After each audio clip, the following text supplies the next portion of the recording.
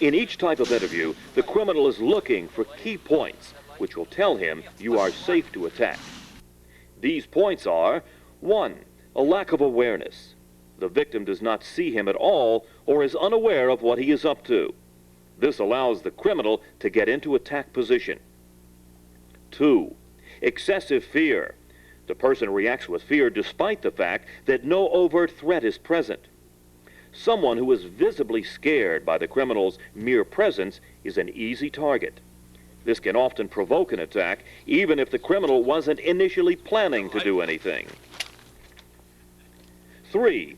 Verbal aggression without the willingness to take it to a physical level. This is especially applicable to women. Without the willingness to back it up physically, he's got the violence and all you have is bluster. 4. Macho posturing.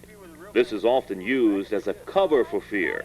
Unfortunately, it reveals more than it hides. There is an obvious difference between bravado and calm preparedness. If you're not a macho man, don't try to bluff it. 5. Low self-esteem or lack of boundaries. A person with low self-esteem will allow someone to violate his or her boundaries without repercussions.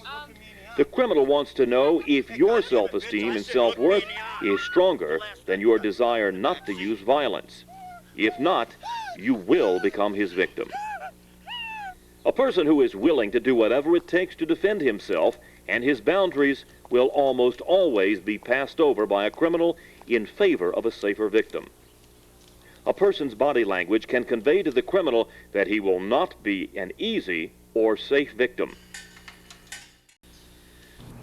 You know, a lot of people say that they don't want to learn how to defend themselves because they're afraid that they'll attract violence. Knowing how to defend yourself doesn't attract violence. Being aggressive attracts violence. Anger attracts anger. Knowing how to defend yourself and being willing to defend yourself is not aggressive, and that doesn't attract violence. People who don't differentiate between the two, they're confused. There is a big difference, and you need to learn it to be safe.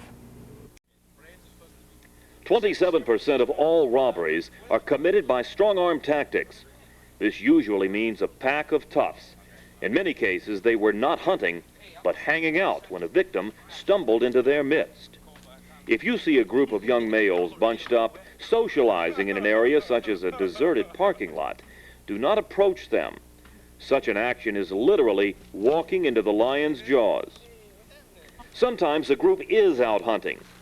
Beware a group spaced out along a wall you must pass. In this situation, it is a simple trick to attack anyone foolish enough to walk into the trap. If you see a situation such as this, cross the street and leave the area. You can be surrounded by as few as 2 criminals. Many robberies are committed by pairs. The most common technique is the pincer move. In this instance, one will approach the victim from either side. The most dangerous signal is when you notice 2 characters who are together suddenly split up upon entering an area. This may be an immediate threat or danger building. For the latter case, watch for people who are together but suddenly split up and begin to ignore each other. Another form of splitting is when one member hangs back by the door while another enters the room. This is an extremely dangerous situation. You should immediately head towards the one near the door. Understand, you will have to go through him to escape. If you have just passed a person of questionable intent, and a few feet later a second person steps out, immediately check behind you.